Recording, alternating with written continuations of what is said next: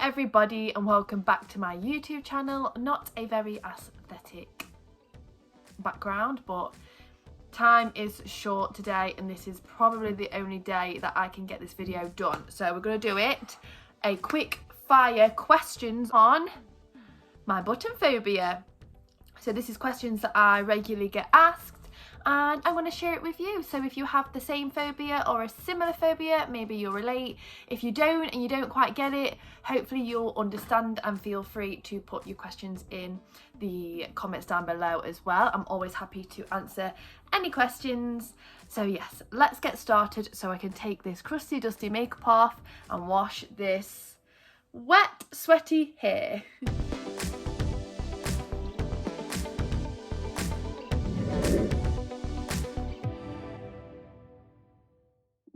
Alright, and I do have my trusty watch to time. I'm going to try and do this in 10 minutes maximum, okay?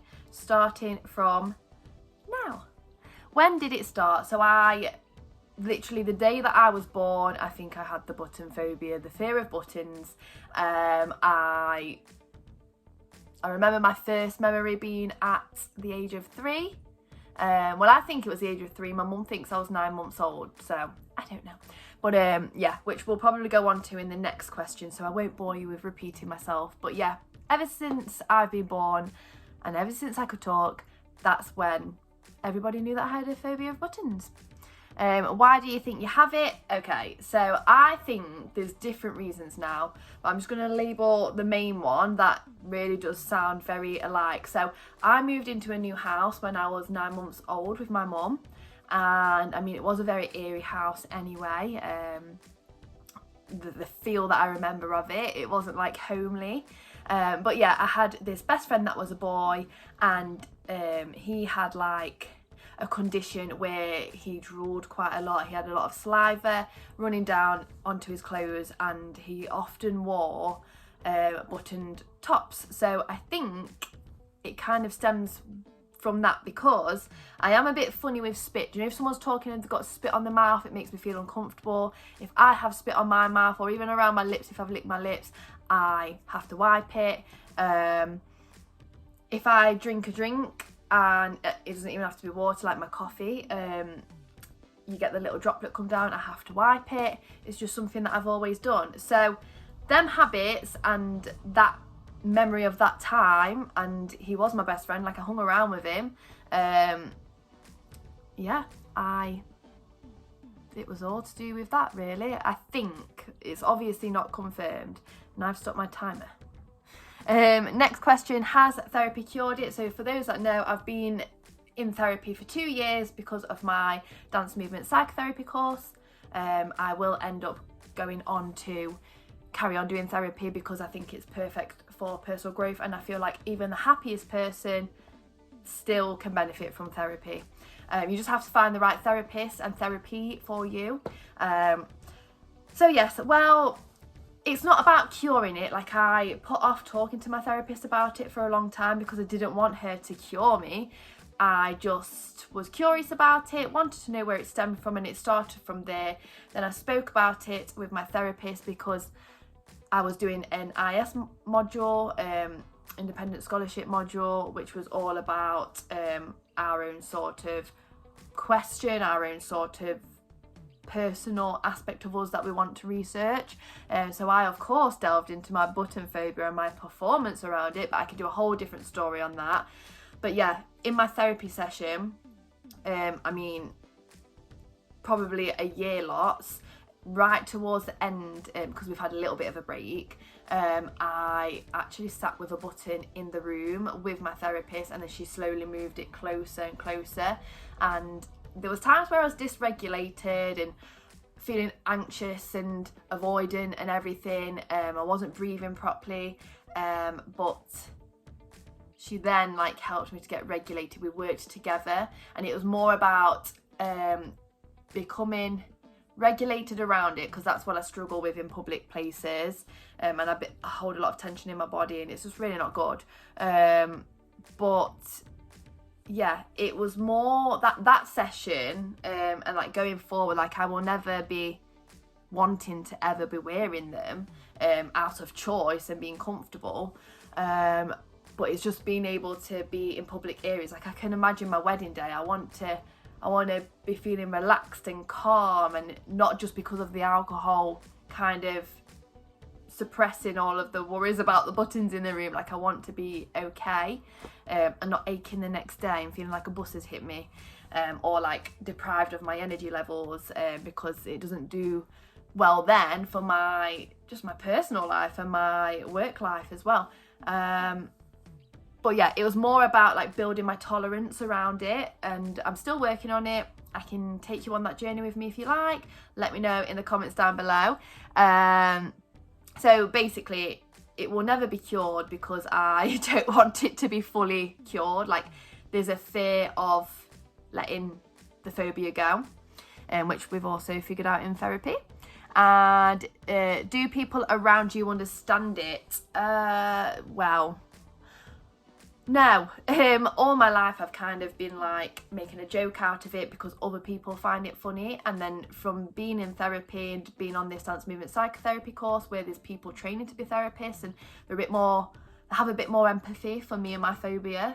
Like people wouldn't wear buttons specifically because they know that I'd be there that day. And I'm not saying people have to do that, but it's nice when it's actually acknowledged for once. Like my own mum, bless her, she wears buttons around me, and I have to ask her to take a jumper off, or I'll give her like a jumper of mine and be like, I want you to be warm, but can you please not wear the buttons around me? Like I can't eat, I can't drink comfortably. So yeah. No, people don't get it, and I think they've started to understand it a little bit more now because I've been a bit more open about it. I think I needed my phobia to be valid, because people had laughed all my life. Even like my mum, my first memory is of her being like, Shauna, what you got on your back? And then me kind of like running, going, get it off, knowing that it was a button, acting like it was a spider or a bee or something. It's not a typical phobia where some people have a typical phobia and people understand why they might flinch or scream or freeze sort of thing, because it's something that you can't control. And although kind of a button is something I can control, I can't when people are wearing it, and I freeze. And I don't freeze where people know, because I've almost masked myself because people laugh, which causes me to laugh, and then I don't validate it even for myself. My freeze response is me freezing like more internally, but also like I'm not listening to anything anyone's saying. So that's why I believe I was labelled as dyslexic, because in primary school I was around buttons all the time and nobody really understood, but nobody even really said that I was dyslexic until last year anyway, but still.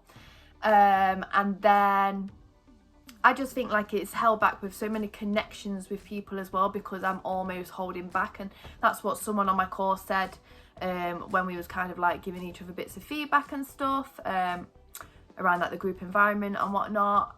And yeah, it was just like, they get a vibe that I'm always holding back, and they almost want me to like rip the piece of paper apart and stuff, whereas like I want to rip the piece of paper apart, or I want to be jumping on beanbags and stuff, but there's something to do with safety, and it sparked up that the reason I don't feel safe doing it, even when I'm comfortable with the people, is because there's buttons in the room, and I don't feel safe with buttons in the room.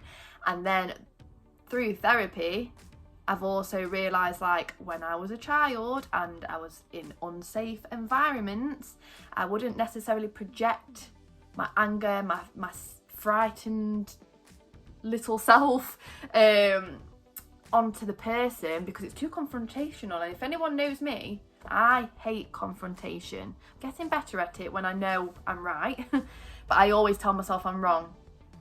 Not anymore though. I used to always tell myself I was wrong, and that's why I was like, I can't have this battle with this person because they're clearly right, even if I don't believe that they are right. I switch my mindset. I don't even know what I was saying there. This quick fire questions is like stressful. So yeah, people don't really understand it, but I think they are starting to understand it a little bit more now, because I'm starting to understand it a little bit more. And that's what I was saying in therapy. It's almost like, instead of projecting my emotions of being unsafe and just anger towards someone, even if it's something little or even if it's something big, I project it onto an object, and my object happened to be buttons. Other people's objects is whatever their phobia might be, or it might not. They might be completely different to me. Like, it's not a one size fits all. So don't start diagnosing like things that you and reasons why you think. I mean, if it helps you to accept a phobia or anything that you kind of can't put your finger on as to why it's developed, then great. But yeah, don't become too fixated on something when you're only listening to my sort of experience.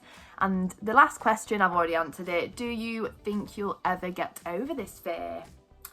No. But like I say, I would like to be feeling a lot more comfortable and regulated, at least. Doesn't have to be comfortable, I guess, but like grounded and regulated, reminding myself I am safe and I can breathe properly, because it's almost like I stop breathing here.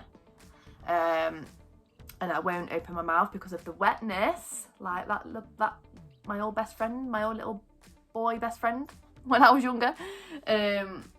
Yeah, I won't have my mouth, and I still didn't do that in therapy. In therapy, we got to breathe in here because I was like massaging, I was shifting the blockage, but I just could not open my mouth. And will I ever open my mouth when I'm around buttons and really realise it? No. And I probably won't even without realising it, because I've just trained myself. If you'd like me to do another 10-minute sort of quickfire questions, it doesn't have to be on this topic, it can be on this topic. If you have any unanswered questions of my phobia, then feel free to pop them in the comments below. I'll either just answer, or I'll answer and I maybe do a part 2, or I'll just do a part 2.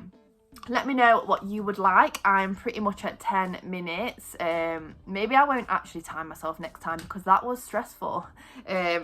All these time boundaries in place, but also apologies if I couldn't talk very well. I have been on an audition today. I've been in the car for 2 hours, and I will very soon be submitting my 5,000 word case study essay, and it's the last thing that I'm doing ever for university. See, there's no buttons in the room, and I can be wonderful and weird, but when there's buttons in the room, I'm like this. Yay. Anyway, I feel like that was a very chaotic video, so I apologise if it was. Let me know if you didn't mind the chaos. Let me know if you would like me to be more calm, like I usually am in videos. Really, for the most part, there's still weird aspects of me, and I'm not going to hide that. But yeah, as you can see, I'm tired. I am actually waiting to drink my coffee. I am halfway through reading, like proofreading my essay. And yeah, we've got a lot going on, and it's been a busy day, but it's going to be a good week. It's going to be a good month. We're in August. Happy August. And yeah, hope you liked the video. If you did, give it a thumbs up. If you're not already, please do subscribe and join the family. And yes, I will see you next Sunday for a brand new video. Bye.